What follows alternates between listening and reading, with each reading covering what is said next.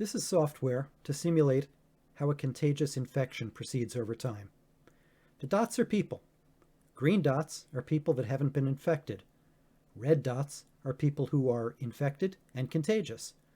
Blue dots are people who have recovered and are no longer contagious. They recover after the recovery time in seconds. And in this simulation, a second equals a day. That's how it's all scaled.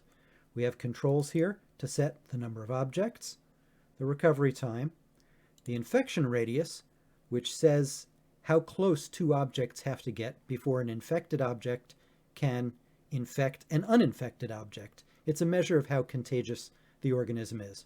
And we have an isolation factor. And we'll explain that before the second simulation. For the first simulation, we're going to do no isolation. We have two graphs over here. This one shows, as a function of days, how many people are infected at any given time, and then how many people have recovered or died, how many people have become uninfected and uncontagious.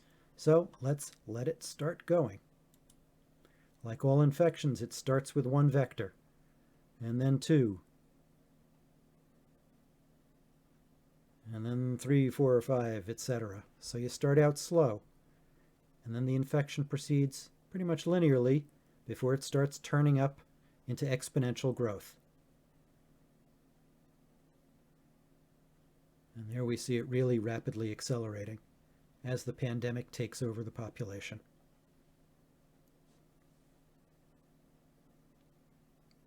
Once a substantial fraction of the population has become infected and then uninfected, the infection peaks off.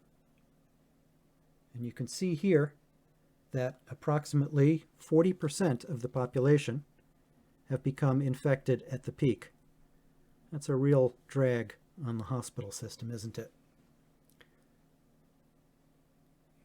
Eventually, the infection goes down, the number of people infected goes down far less, and you can see the number of people, the total number of people that were infected in this simulation starts lining out. In this particular simulation, we infected almost 90% of the population, and at its height, almost 40% were infected. That's a pretty bad pandemic. So now what we're going to do is we're going to simulate social isolation, and we're going to isolate 75% of the population. For this simulation, what isolation means is that the dot simply doesn't move. Because it doesn't move, its ability to infect other people is dramatically reduced. Starting out way down here at the bottom, and you can see it starting. It's infecting more people, but the ones who aren't moving have much of a lower probability of infecting anybody else. Somebody has to come by them to get infected.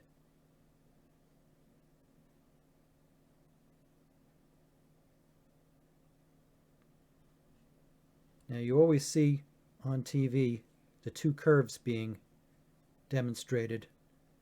The narrow, tall curve without social isolation, and the wide, shallow curve with isolation. And that's what you see here. The disease grows much more slowly. It never really ramps up to that kind of exponential growth that we saw before. The absolute number of people who are infected at any one time doesn't look like it's going to exceed more than 5 or 6% in this particular simulation, not 40% like the last one. And it's going to take a lot longer for the simulation to play out also. So instead of having an intense one that overwhelms the medical community, you have a protracted one with a much lower intensity, 5% versus 40%. And we're also not going to infect 90% of the population. Although this is still growing, you can see that it's become concave down at this point. So it's going to start leveling off. That is to say, it's not going to be 90%. Maybe it'll be 30%.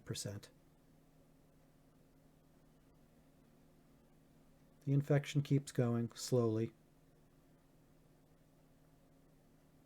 And here you see a curious effect that you sometimes see in real epidemics. It goes down and it comes back up. A double hump.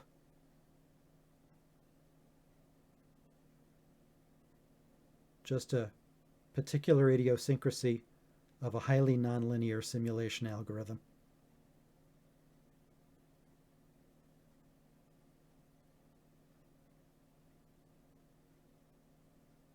And this could go on for a very long time.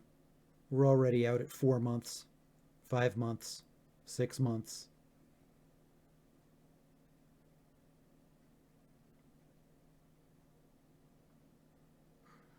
Well, thanks for watching.